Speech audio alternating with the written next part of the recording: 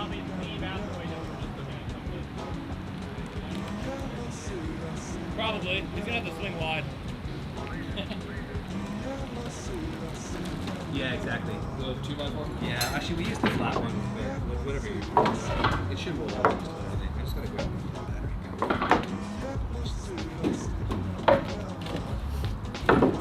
Hold it this low. The front needs to turn a little bit to the right. Yeah. A little bit more. They don't want to push too hard on this.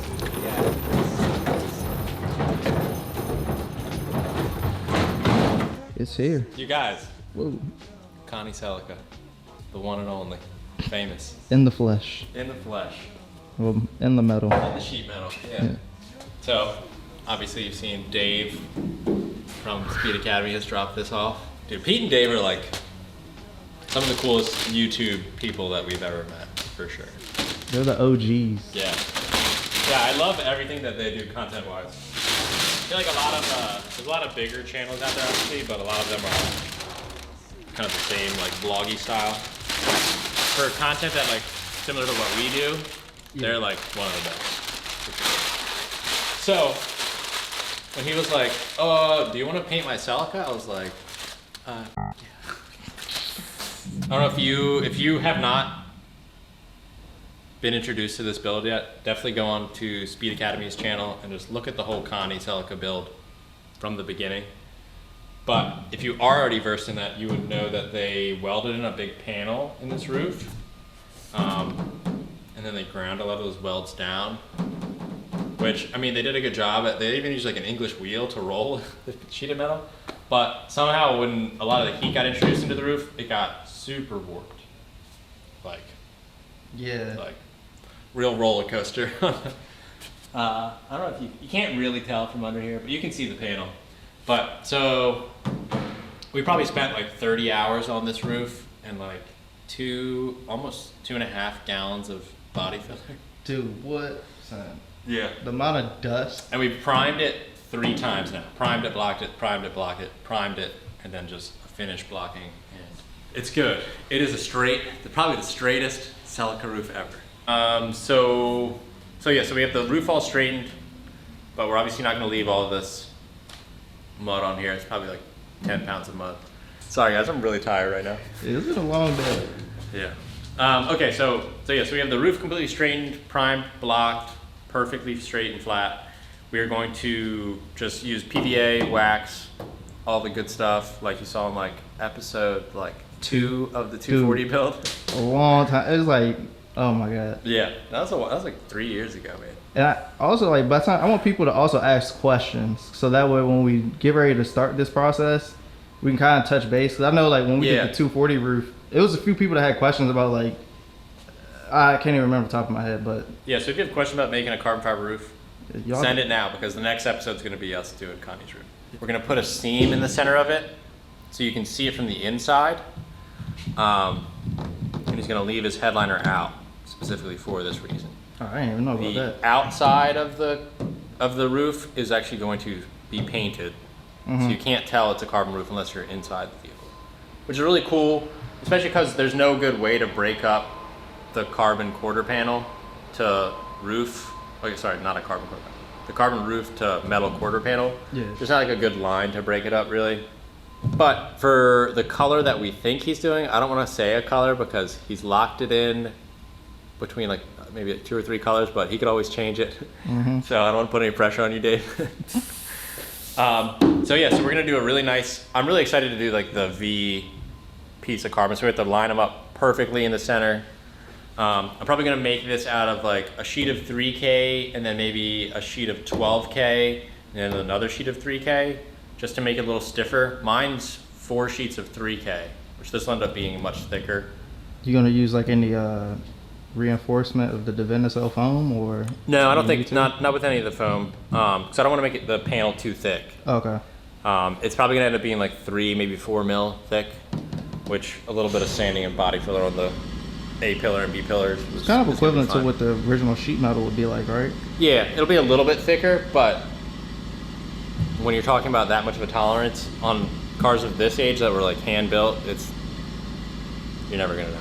Yeah. And then also, Dave has a bunch of TRD, full TRD kit, trunk spoiler, chin spoiler.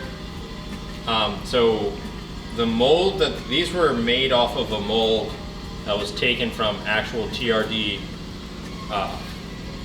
body panels. So these are a replica of them, but we had to do a bunch of work to basically get them to fit correctly and smooth them out. What I'm gonna do though is take a mold of these guys now that they've been fixed and corrected, and we're gonna make him carbon fiber flares, spoiler. Are you gonna mass produce spoiler. that, or? I don't know. I haven't decided yet. If you have a Celica and you want some panels, let me know. I might do like a really short, small run of them. So we gotta just knock out the roof. Once we knock out the roof, we're gonna cut the roof out before bonding the carbon roof on, paint the whole interior, paint the engine bay. Then we're gonna pull all the actual external panels like hood. I think the fenders actually are gonna stay on, trunk, doors, and then paint the outside, get it all ready. Then we're gonna give it back to Dave so he can throw his engine back in. I'm not even gonna tell you what engine goes in it. You need to just go check them out. Oh, hey. There's my wife.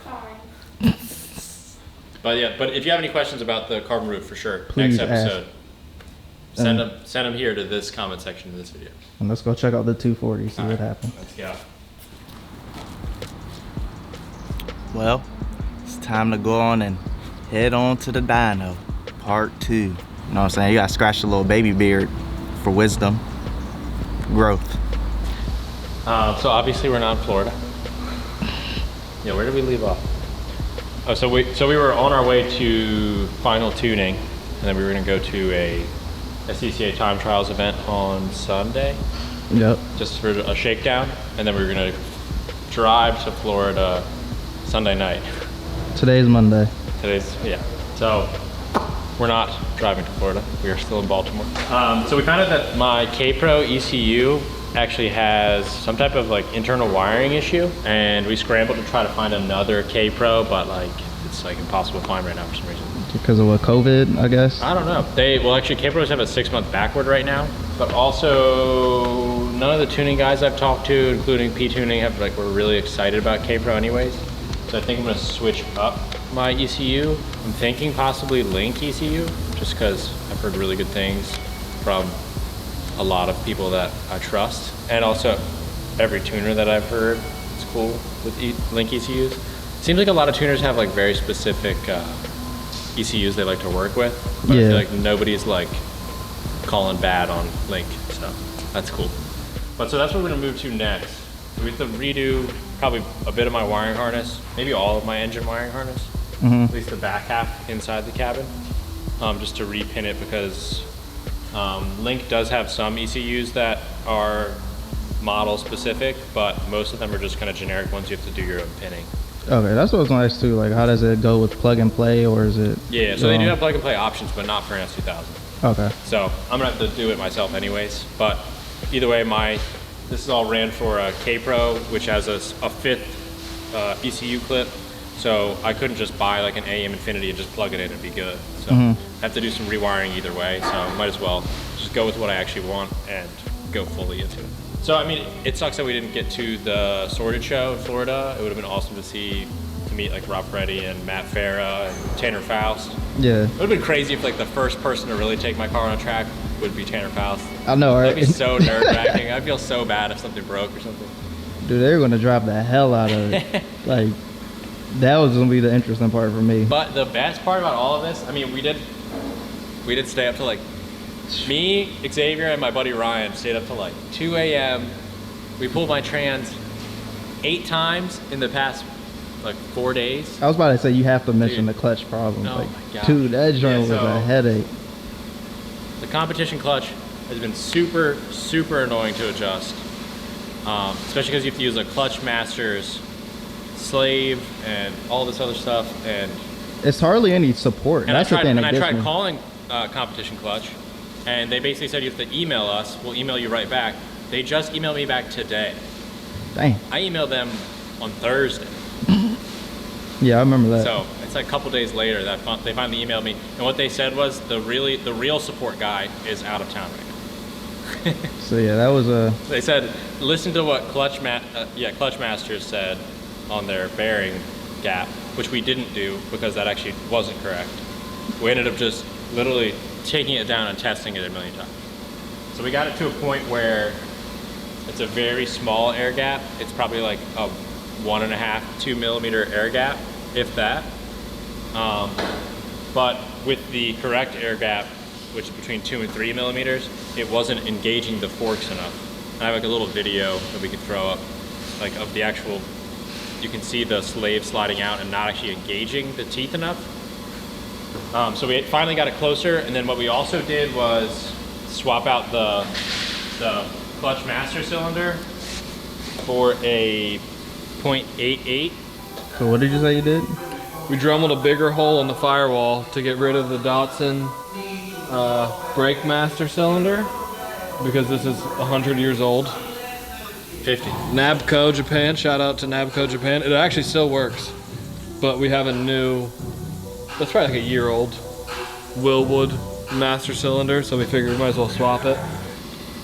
Bore size, because the 0.625 or 3/5/8, I don't remember. Whatever the stock size of the 240Z's master cylinder, which is the same stock size as the S2000's master cylinder, clutch master cylinder, wasn't pushing it enough. But we did try this before with the other air gap too, so we eliminated, so it was a combination of the closer air gap and the bigger master cylinder that actually got us on. It's pretty wild. That was a wild time because we were rushing. That's before we even found out about the ECU. We got that fixed like right before tuning, loaded up, and then we found out we have all these ECU issues. So it is not tuned, and yeah. But the huge plus side to all this stuff is like we got so much stuff done. So that huge hurdle is passed. Good to go. I have a lot of the wiring, like the wiring for my front head blinkers and everything set up. The blinker relays are all set up finally. I labeled all of the, not all, but most of the steering wheel buttons. Because one of the things on there was we would have to just give them the keys. Mm-hmm. Dude, think of, you don't know me at all, right? You've never seen me before. You just go, okay, here's this crazy carbon Datsun. This is your key. Figure it out. It's a screwdriver, and then you get in, and the only buttons on the entire car are these. And if these weren't on there, you'd have no idea what the hell you're doing. Yep. So, I'm glad I at least have this stuff situated. Yeah. So it just pushed me to do a lot of stuff. That's why it's real bittersweet because, yeah, like even though we didn't get to make it, you've knocked out a lot of stuff that probably would have ended up lingering because we would have never have known to even look that way. I would have found so many other things I would have rather done than pulled the trans for the 8th time. Yeah. But I was pushing to get it done and get it drivable. So we're so as soon as I swap the ECU and get it tuned, we're pretty much ready to rock. Well, we need to do the front alignment, but you think it'll still be good to go for the car meet? Yeah. But so the other thing with our Street Bandito cruise thing that we've already pushed back once, Greg found out the other day that he had already planned to be in Virginia for the October 10th that we decided to do it. So we're going to have to find another day. We'll put it at the end of this video. We're going to talk before we edit this, but yeah, we'll pick a day and we're going to stick to that day and be good. But this for sure should be ready to roll. Also, huge thing. They're over there in a pile, but I got tags. So about to say that next. That's the other thing. It has to be a street legal car. So I got tags, full, best insurance I could possibly get. So do not worry about this thing. Yeah, so a lot of awesome stuff came out of all this craziness and all of our stressing about trying to get there. It sucks that like I had to pull out like last minute. Yeah. Sorry guys. But they did find replacements, so that's good. And maybe we'll get on next year if they have a second season or something like that. Or if Matt Farah or Tanner Faust wants to drive this. I heard Tanner Faust is gonna fly. He actually has a plane and he like flies around everywhere now. Wow. Because he's a freaking boss. And he's trying to do something where like people Instagram him like pictures of their cars and then he like just surprise flies out to you and Just go, all right, give me your keys, test out your car. Maybe we can get him and get Larry Chen. Right? Oh, dude, and Larry. We're I don't patiently know. waiting to see if Larry's Larry... like the 240 daddy too. Yeah, he has to come And around. he's like the king of, automotive photography, so I'm sure you got some questions for him also. Yep. So, yeah, so, I don't know. It'd be cool to meet all those people in general. So, But that's what we are. as soon as we're on the road, all these opportunities are coming, don't worry. I got the front rods for the splitter all cut to length. Everything is all set up. I'm just gonna glue them in there. I'm probably gonna do that later tonight after this, but you've seen me do that a bunch of times. So I do have these stacking it so it is Level. fully as like angled back as it can be, so they'll be tight. I don't want them jangling around on me. Y'all have y'all fair share of carbon. Carbon from Dave's Corolla build. Then you got a little more carbon coming with the 240. Yeah, and we also have the whole flat floor side skirts. That's Like, pretty much it, yeah. comment, subscribe. Oh no, we're also gonna, yeah, we'll see that next episode.